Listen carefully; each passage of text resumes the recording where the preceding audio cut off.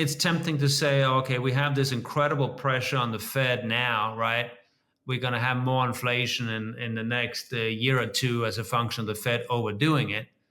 But what's the Fed actually going to do? You can have an ironic situation where all the name calling and Powell is late narrative actually makes him late. We have a very interesting situation here where the September meeting is kind of like crunch time for the Fed. If there are real issues with, fiscal dominance, debt levels getting too high, Fed independence being in question, I can imagine a situation where... Quick shout out to today's sponsor, Katana. We'll hear more about Katana's 1 billion cat campaign later today, but for now, let's get into the episode. Hey everyone, quick disclaimer before we get into today's episode. Nothing said on Bell Curve is a recommendation to buy or sell securities or tokens. This podcast is for informational purposes only, and the views expressed by anyone on the show are solely our opinions, not financial advice. Our guests and I may hold positions in the companies, funds, or projects discussed. Today's episode is a cross post from Forward Guidance. We break down the evolving macro environment marked by waning Fed independence, shifting capital flows, a weakening US dollar, and more. Enjoy.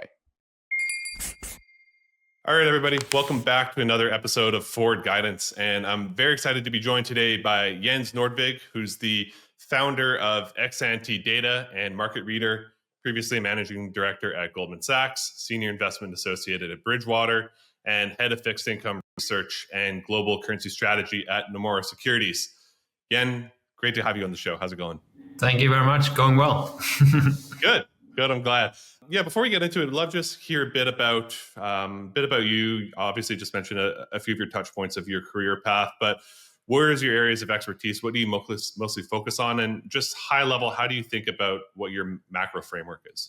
I launched Ex-Ante Data in 2016, right? So we've been advising macro market participants for almost 10 years now. The anniversary will be in January.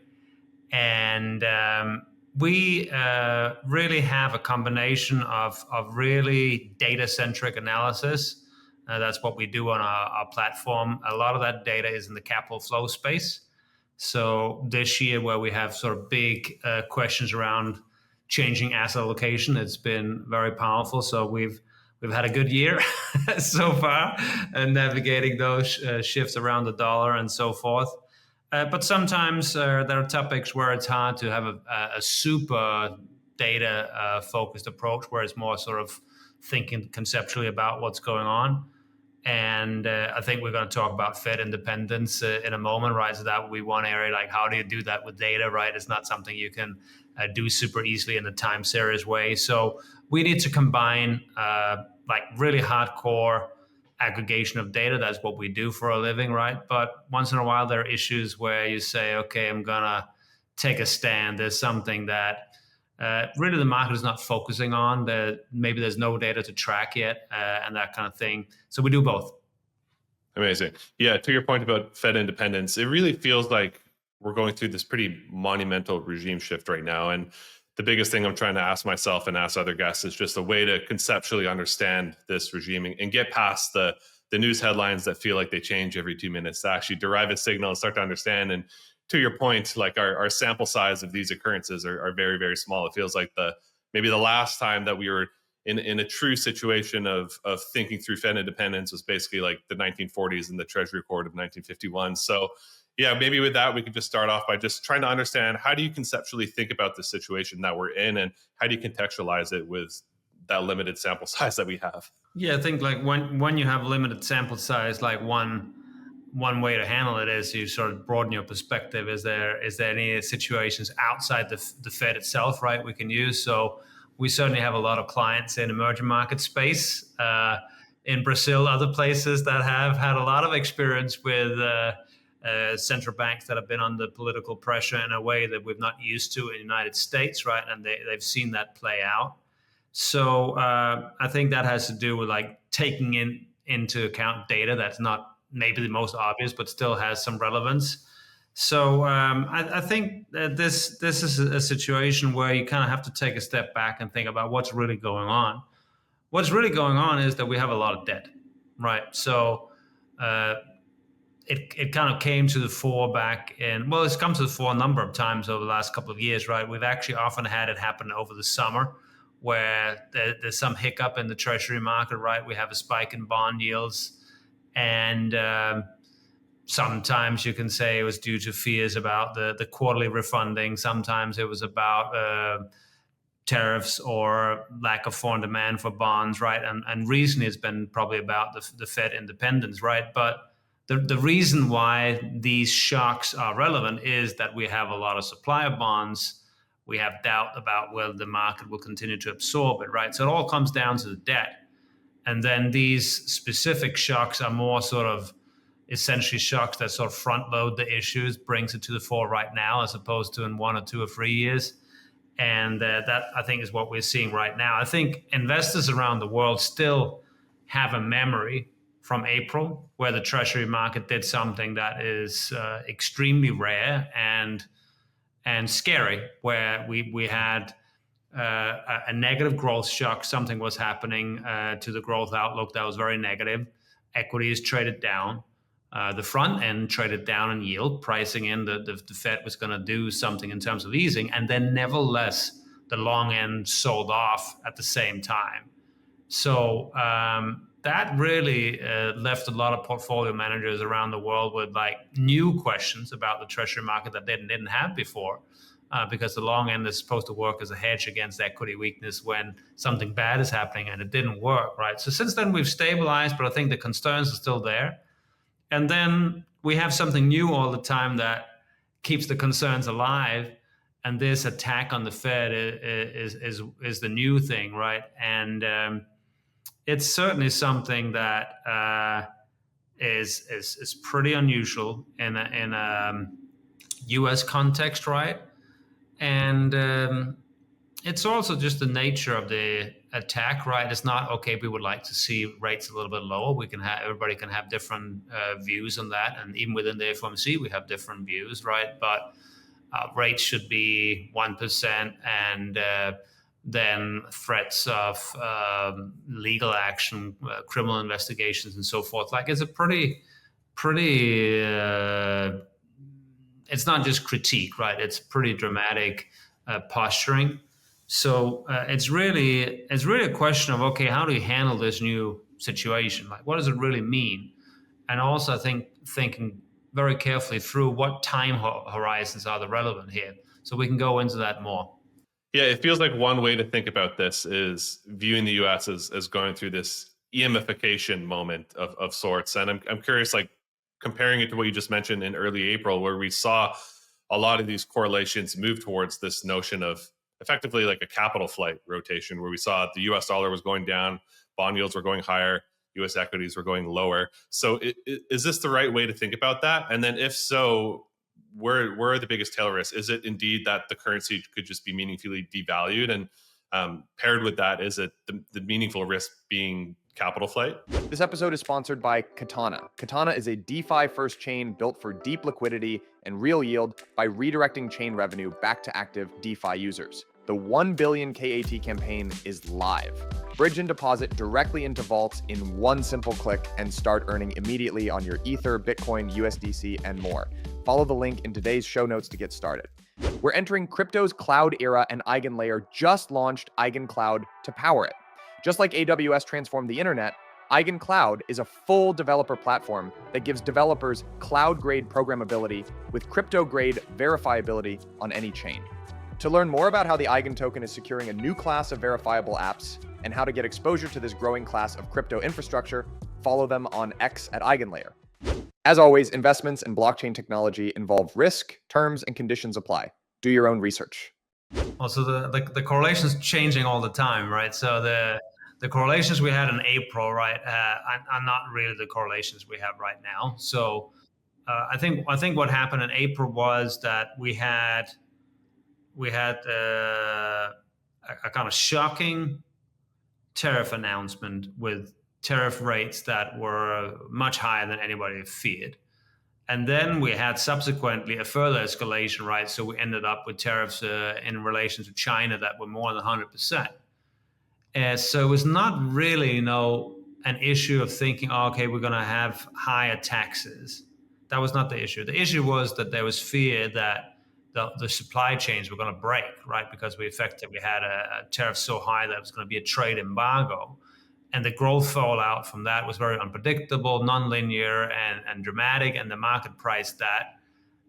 And then since then, a lot of new things have happened, right? So we've had trade deals, including this week with Japan.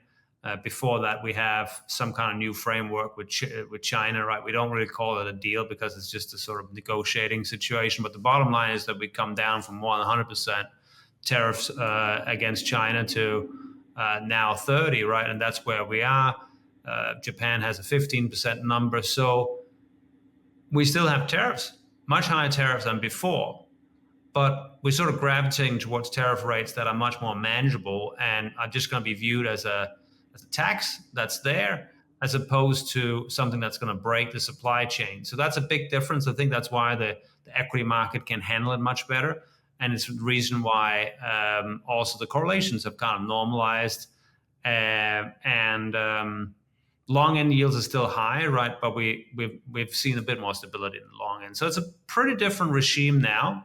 But what's interesting is that the dollar has not really recovered very much. So despite of these correlations kind of being different, the equity market trading different, the long end trading different, the dollar has not really recovered, right? So euro dollar has traded again around 118 this year, which is very close to the year highs. Australian dollar has made a new high against the US dollar this week as well. So it's really interesting that we've had this persistency in the dollar weakening trend that has been somewhat divorced from the ups and downs in equities, right? So that tells you there's something new happening. And I think that's also what we can see very clearly in our data, that on our platform, we have a whole page now dedicated to essentially dollar allocation metrics, right? So we had the dramatic shift in bond flows in April that I would say has normalized to a significant degree at this point. But if you look at global equity flows were incredibly dominated by US flows, and actually became even more dominated by US-centric flows after Trump was elected, as a lot of international investors were sort of hoping, oh, we're going to do the Trump one trade another time. What was a very bullish equity market trend that came out of Trump one. So we came into sort of February and the aftermath of the inauguration with just extreme bullishness and extreme positioning. And then since then, we've seen very different global equity flow dynamics, where it's not so much that you have, dramatic selling of US equities. It's just this dominance that you had for a multi-year period actually is not there anymore. On a very persistent basis now, actually starting before the tariff tension. So you can almost say February, March, April, May, June, and into July, right? So it's 5 months we've had a situation where international equities are getting much more subscription. So that is a shift, and that shift to be quite persistent. And that, I think, is a big change. That combined with change hedging dynamics is the reason why the dollar is trading differently. Mm-hmm. Yeah, I did want to ask you, as somebody who's an expert in the FX world, about that dollar hedging dynamic, because just a quick way to think about this is that, yes, the NASDAQ is at all-time highs in USD terms, but if you look in, say, like Euro terms, we're still actually down on the year. And it feels like a huge theme around that is just looking and trying to understand how much of these foreign flows that, to be clear, were very overweight US going into January of the start of the year. How much of that was actually hedged on a US basis? Because obviously, if you're a European pension fund and you're long Mag 7 and you're not hedged on your USD, April was really terrible for you, worse than domestic investors. You got whacked on both sides because the euro rallied so much. So yeah, what's your read on how much of those flows are actually hedged or not? So we do a lot of number crunching in that space, right? And it really depends on what asset you look at and what type of investor you're thinking about. And I can also look at my calendar. So my calendar has some interesting meetings in it. And a lot of those meetings that are now planned for August and September are with large institutions that want to talk about hedging and are not used to hedging at all. So I think when you have big shifts like the one we've seen this year, it kind of is a wake-up call to a lot of players where, okay, maybe they should revisit their framework, right? So we've been through a 10-year cycle. The dollar started to rally in the summer of 2014, and it effectively rallied, not every week, but on a trend basis, it rallied until January this year, right?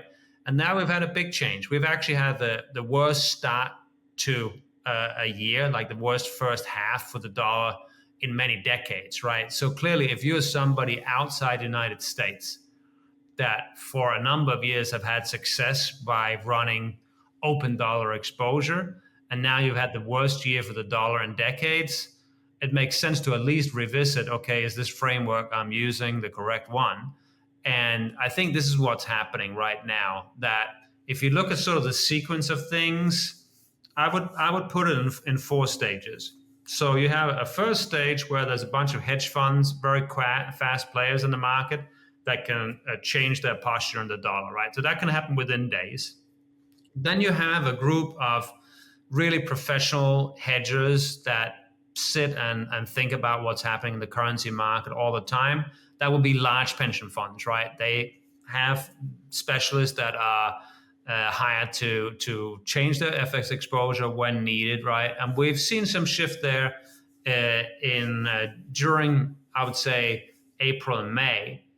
And then there's sort of a phase where the people who are not used to hedging will have to make decisions about do they change their allocations. And I think that's the phase we're going through now. And the final phase actually has to do with what US investors are doing. So US investors have now enjoyed not having to worry about international assets also for 10 years. And I'll just give you a couple of statistics, right? If you look at all the fixed income ETFs that are issued in the United States, close to 2 trillion worth of them, there's only 5% of them that actually have international exposure in them. And within that 5%, most of it is hedged back into dollars. They've been trying to issue product that is just dollar only, right? So we're down to less than 1% of that 2 trillion that actually has any foreign currency risk. So that's just one example. And we have many, we analyze capital flows sector by sector down to all the individual companies, right? This home bias that you have in the US, which has grown and which is extreme, is prevalent in insurance companies, retail, really on a very broad basis, right? So if we're going to get a fourth phase of people changing their dollar allocation, it would really be if the US institutional and retail communities start to embrace international allocations more. And that's going to be a very drawn out thing, because if you are a retail investor or a registered investment advisor, there's actually not that many ETFs that give you that exposure, right? So it will require that the ETF providers actually change a little bit the mix in their offering. And that's going to take some time. So that's how you get like a long tail of this dollar shift, right? Different players move at different time horizons. And that's how you get a trend that is more than a couple of weeks, more than a couple of months, because it's just more and more different players that have to make these decisions. Mm-hmm. Yeah, I really love that framework and sequence of events. It feels like one of the core drivers of this, you mentioned capital flows a couple times, and I think about is how to figure out the balance of payment situation and how that's being influenced by tariffs. Obviously, one of the large reasons for these tariffs is to narrow that current trade deficit. And then also on the other side of that, in terms of balance of payments, is the capital account surplus. So I'm curious how your firm and also foreign allocators that you talk to are thinking about the situation where obviously we don't fully know where the tariffs are going to land in terms of the final effective tariff rate, but regardless, we're seeing this attempt to narrow that current account deficit. And then also on the other side of things, on the capital account surplus side of things, we've seen a couple hints before in terms of just some of the policies within the big beautiful bill, where they've started to talk a bit about taxing remittances and these sort of capital controls effectively. So I'm curious what's the right way to think about this potential risk, where obviously for decades now it's just been the steady grind lower and widening of that trade deficit, and now there's this attempt to normalize that, and how does that get affected into FX and these capital flows that you look at? Yeah, so there's many different elements to your question there. There's the trade, aspect, what's happening with the trade balance, and then there's the capital flows. And on the capital flows, there's a lot of different moving parts, right? There's a cyclical dimension to the capital flows, right? So if the tariffs are gonna, be a drag on disposable income, which they will, right? Most of the tariffs are paid by US companies or US consumers, right? So that extra payment is going to be less income they have to spend on anything else, right? So when the Treasury, my old client Scott Besson, right, is happy that there's more income in the US Treasury, that's certainly good for the budget. And those revenues are significant, right? But somebody's paying for it, and somebody's going to have less income as a result. That's just a fact. So if those tariff effects are big, maybe in the region 1% of GDP, I'm using Scott Besson's numbers again, that drag is going to translate into weaker consumption. We're already seeing that real consumption growth in the United States is really stalling here. Like, we have very little real consumption growth in the first half for the first time in years. That could feed into the capital flow picture in an important way, right? Because if that leads the Fed looking through the independence issue, but from a pure cyclical perspective, having to ease policy to avoid the labor market getting too soft, right? We're going to have lower interest rates, and that's going to impact the bond flows. And especially in a world like we have now, where there is some yield to have. So it's not like in 2018, right, where yields everywhere else in the world were zero, right? And the US had a little bit of yield. Now, if the US is lowering their yields, like, let's say, below 4% towards 3%, the yields will be very similar in a lot of other jurisdictions, right? So the yield advantage will be gone, and that's going to have a big impact on the capital flows, right? So that's one aspect of it. But the other aspect is this concern about, safety, right? So I remember we had a big chief investment officer dinner in New York. It happened to be the day when the Liberation Day announcement was made, right? And market was like in a pretty dire strait. And then we were sort of talking about what's happening in a medium term sense, right? And I remember there was one of the chief investment officers from a big sovereign wealth fund, right? He was sitting there pretty quiet the whole dinner, and at some point he went on a rant about essentially taxes on capital flows, right? Yeah. And it was in the budget bill. It was not the most beautiful part of the bill, and then it was taken out in the last draft, right? But the fact that it was in there until almost the final vote, that we were going to have some kind of tax on certain types of foreign capital inflow, I think that shows that, like, we're just in a much more unpredictable environment, right? Things can happen that we didn't expect before. Right now, we have a tariff threat against Brazil that is due to political tension. So tariffs are being used in different ways. It's a much more unpredictable environment. And that's certainly making global investors just think another time about what is the allocation they want to have. I don't think it generally means that they are like selling tons of US assets, but it means that they're thinking hard about, should we diversify? And I think that's the process we're in. And the US, for many investors, have kind of been viewed as the only game in town, certainly for tech investments, right? And in some period in fixed income, like, the only thing that people looked at in pension funds was US high yield, right? But we're not there anymore. People are thinking about diversifying. There are yield opportunities elsewhere in the world.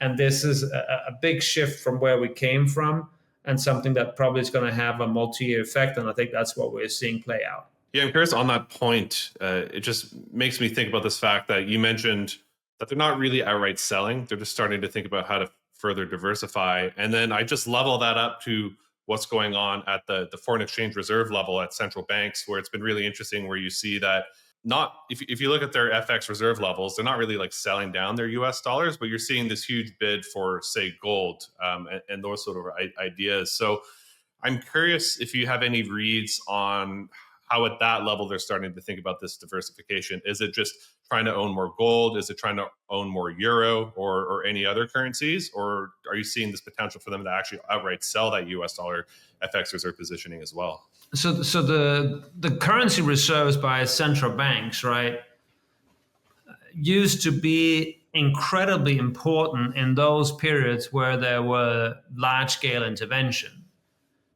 And they're still important, right, because there's potential for reallocation, but I don't think we've seen a lot of evidence of any kind of large-scale selling of dollars.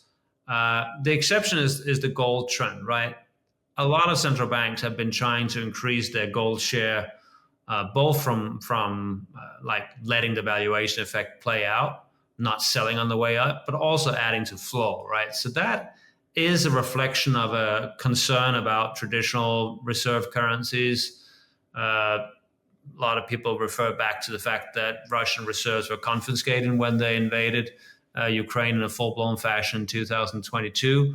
But obviously, we have these dramatic trade negotiations between the US and all countries in the world, right? And the ones who really are not very diversified are probably all thinking about, is it smart to have these tense negotiations with the US and then be fully reliant on the dollar as the only or extremely dominant component of reserve holdings? Probably not. So there's also some need to diversify there. And it's interesting that the Europeans, which have never really endorsed the euro in an active way as a reserve asset, have actually started to do that more. And the reason is that a lot of governments have big issuance needs, right?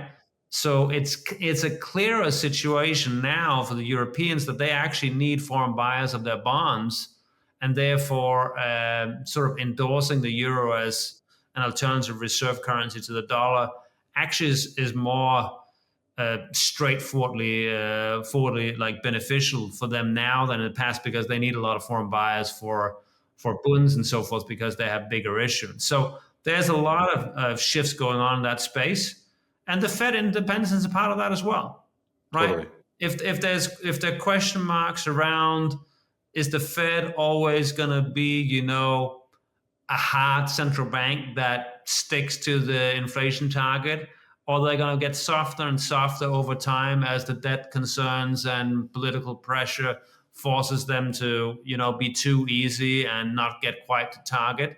That's very relevant for the holders of currency reserves, and I think those things are not something you're going to see in the flows on now. They've shifted from Monday to Tuesday in a dramatic way, but these are underlying trends. You can also see it with gold, right? We had that signal from the Ukraine war starting in early 22. It took some months before the gold flow started to shift, right? These are not hedge fund flows. These are long-term semi-governmental flows that react in a slightly different time frame, actually.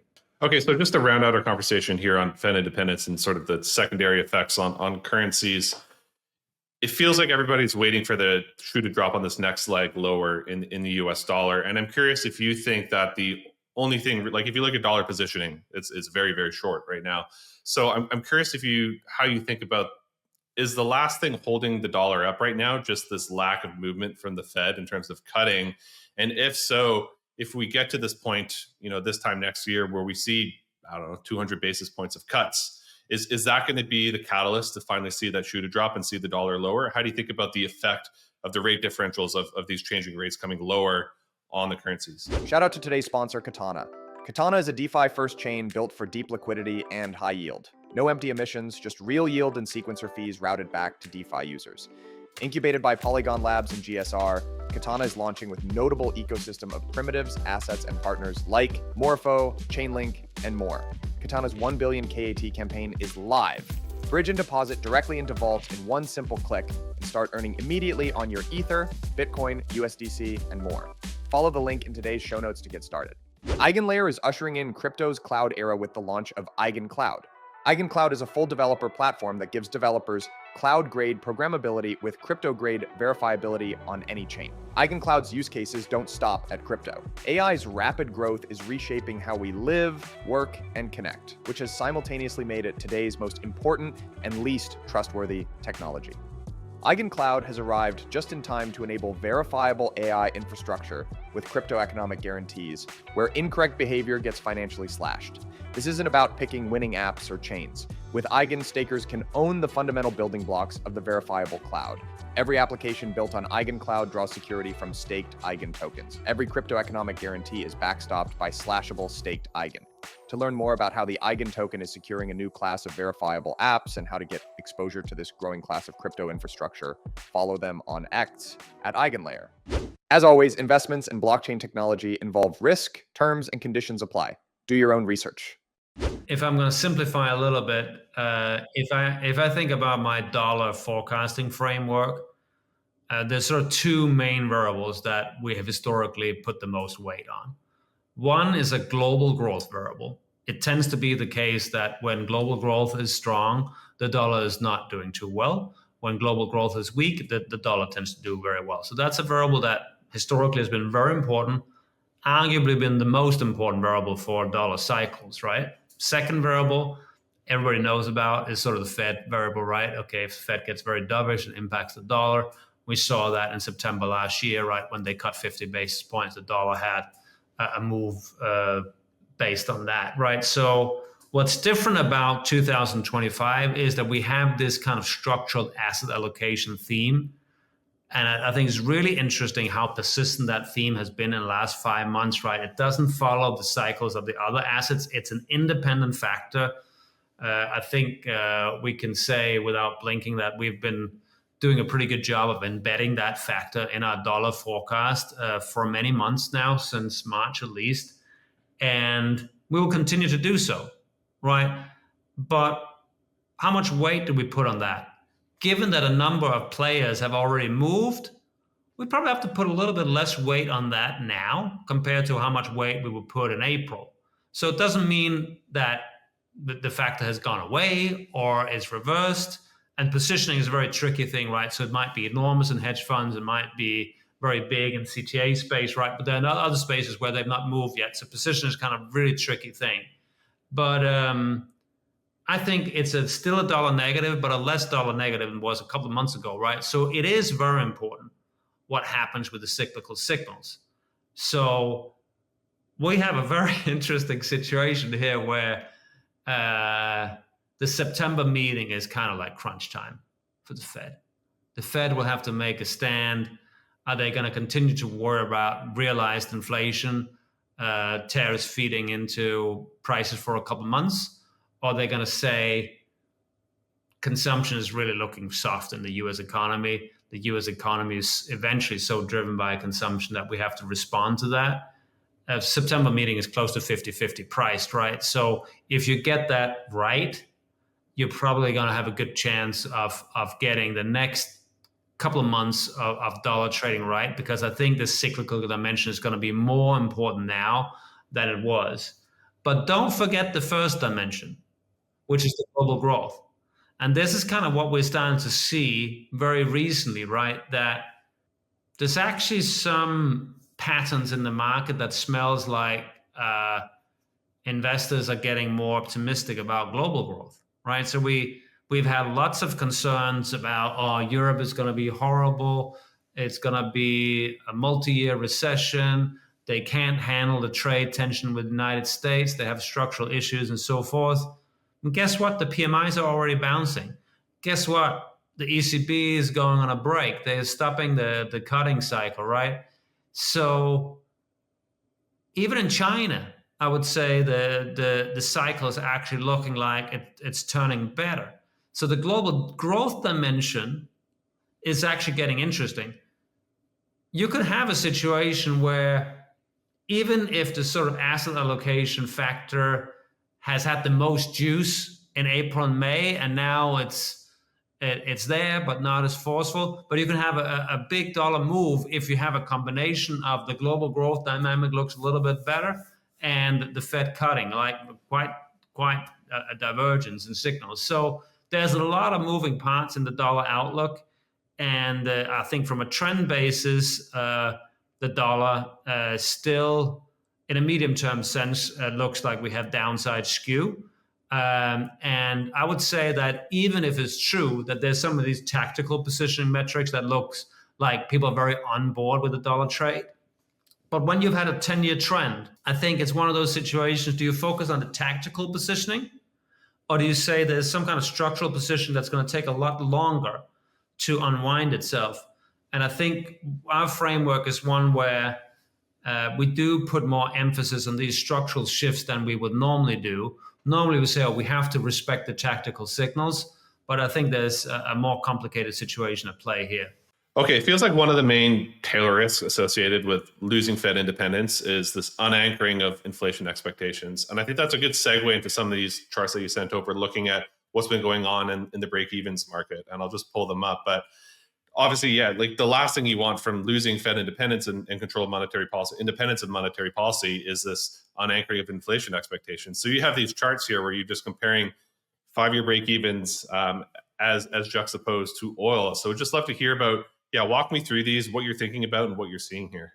Yeah, so this is just showing some changes over the last year. So not the level of break even, but how they changed, right? So you can see when Trump was elected, there was optimism about what was going on in the economy, some concern as well about it being inflationary. So at the beginning of the year, we had higher inflation expectations, right? And then we stabilized in April as there was a lot of concern about growth being like a problem. And then you can see the blue line is sort of like what would be the impulse from oil specifically. You can see there was that spike in June when we had the Iran tension, and that has then come out. So really, I think the main point from this chart is the last couple of weeks, right, where the break-even inflation is going up again. There's nothing new going on in oil. If anything, the oil price signal is going in the other direction, right? So what is happening here in the last couple of weeks is the Fed independence effect, right? It is showing up in these break-even signals. And I'm showing here the 5-year, right? So the timing for me is the tricky thing, right? Because on the one hand, it's tempting to say, okay, we have this incredible pressure on the Fed now, right? We're going to have more inflation in the next year or two as a function of the Fed overdoing it. But what's the Fed actually going to do, right? Powell is still there. It's not so easy to get rid of Powell. Legal action takes a long time. I don't think he wants to resign. The new appointment is towards the middle of next year, right, coming into place. And also the committee has 12 voting members, right? So even if you have one new appointment in January and a new chair in the middle of next year, if there was a very political appointment, I think the other parts of the FOMC would pretty forcefully try to kind of push back against it. So I think the bottom line is it's not so easy to conclude that Fed policy is going to be dramatically impacted here in the next couple of months, next couple of quarters. So for me, it's more about over time, how's the Fed going to be, influenced, politicized? But Trump only has 2 appointments to the Fed board in his entire second term, right? So it's pretty hard to think about the timing over which this would really be an issue, right? So in a way, it's sort of a longer term issue. The fact that we have opened up this can of worms, we don't know whether this political pressure is going to go away. Maybe over the next 5 to 10 years is going to be a big issue. So I actually think the market is potentially overdoing it in the very short end and not doing it enough in the long end. So I would argue that it should be sort of a steepening of the break-even curve, which is not what we. Yeah, you have the 10-year here as well, and you can see there's some breaking out higher, but you don't think it's enough on the 10-year basis? Like you can kind of look at this 10-year break-even, right? So this is showing, I guess, 5-6 years of history, right? And we haven't really broken out. So obviously the spikes we had in 22 was a function of realized inflation being a lot higher, and that mapped into the forward-looking expectations.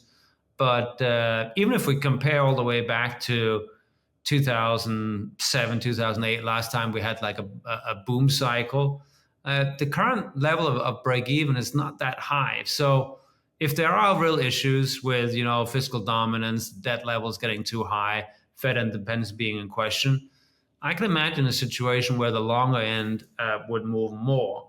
So we'll think about whether there's opportunities there. I think the opportunity is more on the long end than in the short end. Like, it's always complicated, right? We have a big AI theme going on in the background that is really from a pure macro perspective, like a deflationary impulse. So maybe the market is trying to sort of balance those two things. If it was just a Fed independence issues, I think we should be moving more. Yeah, totally. Yeah, let's get into that a little bit and its reflection in the long bond, because it's, to your point, it feels like, we've been basically ranging in it for the past, I don't know, year and a half or so, and it feels like we get to these very emotional extremes on both ends, and it feels like it's trying to balance it out. Earlier in the conversation, you did mention that you felt like long bond yields are relatively high, and I'm just curious, yeah, how do you think about the long bond at this stage? And especially when you think about, okay, the last time that the Fed cut meaningfully last fall and they cut 50 bips, the long end sold off pretty significantly. Would you expect that situation again? Or was that because we had that labor market scare last fall that led to this long bond bid? There's like this maybe soft recession pricing in the long end. If we were to start cutting meaningfully here, what would you expect to happen on that long end? Well, so I think there's sort of two things to really embed in your analysis here. So the first thing is what's happening globally, right? So global long ends are doing something new, right? So Japanese long end is going up in a very dramatic fashion. We have a lot of issuance in Germany, right? So we're sort of flipping the situation in Europe from having the safest assets being extremely scarce, actually being quite abundant now. That's going to put upward pressure on those yields. We have places like the UK where they have like pretty serious fiscal issues, also putting upward pressure on long end yields, right? So the global factor is totally different from what we used to see, right? So we need to have a different framework for that. So that's something that's going to keep the long end elevated, right? And then there's the fiscal dimension. We don't really have any signal that there's going to be a serious effort to bring down fiscal deficits. The only thing that's really positive on that front is the tariff revenue, which is going to be significant. But we also have tax cuts that are really coming into effect in 26. That's going to push the deficit higher again. And from a political perspective, we even have talk now about new tax cuts that outside the budget, right? So another round of tax cuts being discussed, right? So we don't have a political situation where budget consolidation is really something that is a path we're on. It's not something that's being actively discussed. It's being discussed as more as sort of fantasy as opposed to something that the policy is being targeted towards. So from that perspective, I think, and given also the correlation kind of shock we had in April, it's hard to imagine that the long end is going to be rallying super hard. But obviously, if the short end moves a lot, long end can move down as well. But I think a lot of people are looking at steepening trends in the yield curve, and I think there's a lot of good reasons for those to continue to play out. But I think in the short term, really, the big question is whether the Fed is going to start to shift its framework again from being very focused on the realized inflation effects of the tariff to saying, okay, we have to look through them. I guess there's two FOMC members who have already kind of moved to that camp. But Bowman and Waller, is that? yeah. So Yeah. we have an interesting situation, right, where you have the chairman speaking in a certain way, and I'm generally not overly critical of Powell, but Powell is in a tricky spot, right, because all the political pressure makes it hard for him to react too quickly, right? He wants to be seen as reacting to firm evidence that the economy needs cut, as opposed to giving in to the pressure that is in the media picture every single day. So you can have an ironic situation where all the name calling and Powell is late narrative actually makes him late itself because he can't be seen to give into it. But I think we're going to have a real split at the FOMC, and that split might really play out in a. I would not be surprised if the vote in September is more split than we have seen perhaps for many years.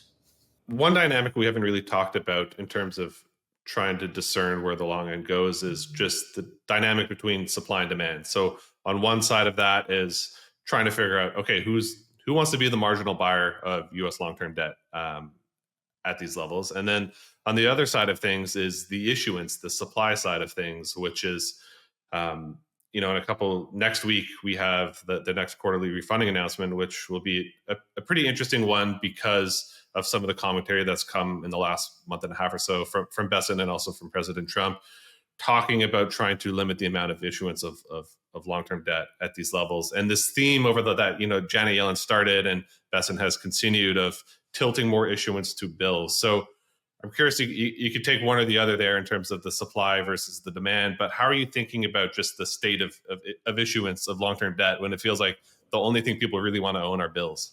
The irony is that we still have a fairly flat yield curve, right? Like we have short interest rates above 4%, right? And we have a little bit of pickup further out, right? But you're not getting a lot of juice. So there's just not that much incentive to get aggressive with duration, especially if you have doubts about whether the hedging property of the long end is going to work, because it didn't work in April. So I think that means that a lot of players are more cautious. A lot of international players are not as engaged in the long as they used to be. And I think the Treasury is aware of that, and therefore the supply is going to be pretty cautious.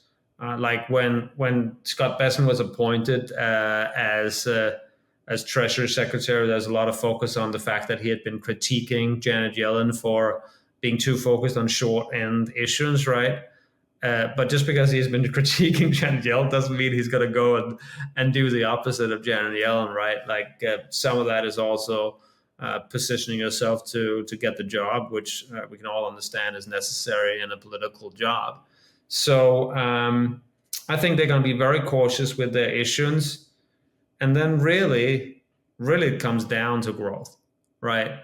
If we have a real growth problem in the U.S. economy, then we're going to have, deficit problems that are coming out of that. So we are really at a crucial time here, right? Because the tariffs are hitting, and the real disposable income effect is going to be negative. We also have, trade uncertainty that's negative. We have some tourism effects that are negative. Like there's all the fallouts from the policies we've seen this year are kind of starting to really bite now. But at the same time, we have an AI effect that's amazing, right? We have an incredible capex push.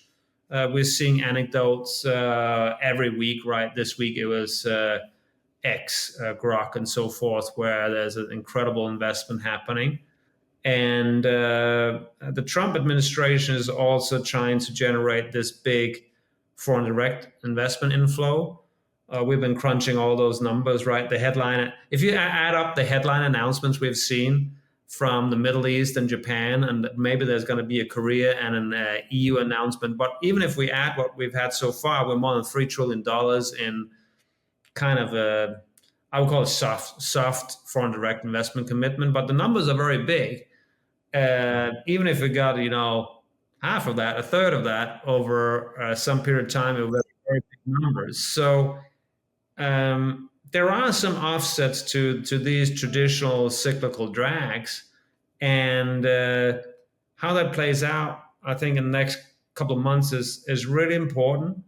And I would say from a rates trading perspective, like what we have recommended clients to do early in the year was to do trades that said, okay, eventually the Fed will have to cut, but they're not going to be able to go quickly, right? So we've seen that in the curve, right, where curve is still pricing a lot of cuts, but they've been moved from the summer of 25 to essentially, a lot of it is concentrated in the final quarter of this year and the first half, right? So that trade has played out, right?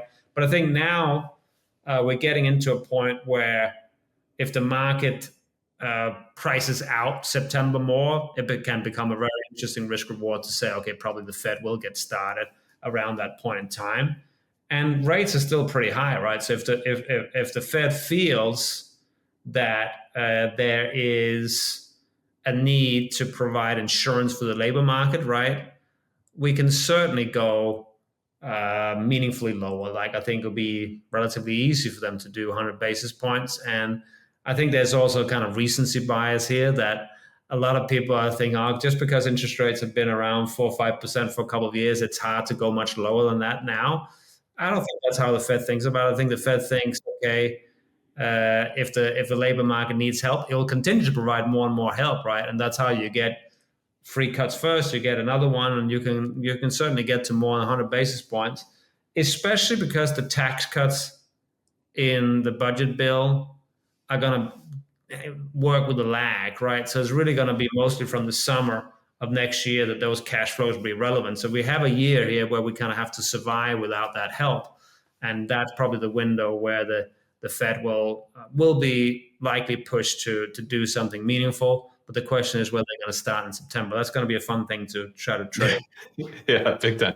I feel like one interesting characterization of what you mentioned around a productivity boom led by AI and technological innovation is just looking at, we got some PMI data that came out today where the services PMI had surprised at the upside pretty significantly, but the manufacturing side surprised at the downside. And of course, tariffs are only on goods, and the US is 80% service based. So I'm curious, are you sympathetic to the idea that perhaps the tariff risk is overstated in terms of the negative growth impulse, and that these AI innovations and this service-led economy could just look past that? We've been through a roller coaster with these tariffs, right? Yeah. So we've done a lot of work on tariffs for more than a year, right? We prepared for the election. We thought, okay, where are the tariffs going to end up? We have this tariff forecast table, which we kind of view as a steady state of where the tariffs are going to end up, right? And the irony is that we're now gravitating towards a situation that is pretty close to what we thought was going to be the likely destination early this year. But we've had this huge roller coaster in between. And I think that is directly a function of a fairly chaotic way of making decisions, right? That we got to more than 100% tariffs on China kind of by accident. It was not something that was planned for. It was like tit for tat escalation for a couple of weeks, and we had unworkable tariff situation. But now, actually, with the latest signals we're getting, where Japan is at 15%, UK is in that neighborhood. Maybe the EU, based on the reporting we've seen from the FT and so forth this week, would also be aiming for 15. That actually is in line with almost like the academic literature. What's the optimal tariff rate? Optimal tariff rate is if you have a relatively uniform tariff on everybody, so you can't have too much circumvention of it, and it's not so big that it really distorts the flows that much, and you can generate some tariff revenue. So from that perspective, we've been through this crazy period, but maybe we're going to end up with a tariff regime that doesn't change the trade flows that much. It generates some revenue. Over time, the uncertainty will go down. and still going to be a drag on disposable incomes of the people who have to pay it, right? But it's not like a shock that is dominating everything. Like, it's just a shock we have to take into account. So from that perspective, if that is where we're ending up, I think the market is adapting to it, maybe not fully embedding the real disposable income effect. But I don't think it's going to be a shock that is going to be driving the market like we saw in April. That was a unique situation. It had to do with the fear of sudden stops in trade flows, and that's not where we are now. If we have tariff rates on all the big trading partners that are 15% EU and Japan, less than that for Mexico and Canada, trade flows are still going to be there. Economies can do cross-border business, and it will be more like a cyclical drag from just consumers having to pay a bit more. And that's very different from, disrupted supply chains. Nice. Yeah, I agree with that. I think that's a very balanced and pragmatic view of something that just feels like a roller coaster, because it has been. Look, Jens, really great to have you on the show. Really enjoyed that. Where can folks go if they want to see more of your work? You can go and check out what we do at exantedata.com. If you want to look at some of the content we have in public domain, I have a Twitter handle that's J Nordvig, but we also have a Substack where you can look at some of the snippets of what we do. That would not be the most trading related research we would do. It would be more macro research or sort of big picture capital flow analysis. So that Substack is called Insight, Money Inside and Out. So Money Inside and Out is the Substack. And that's a good way to get a sense of what we do. Amazing. Well, I really appreciate you joining. I enjoyed that a lot. Thank you very much. Thank you.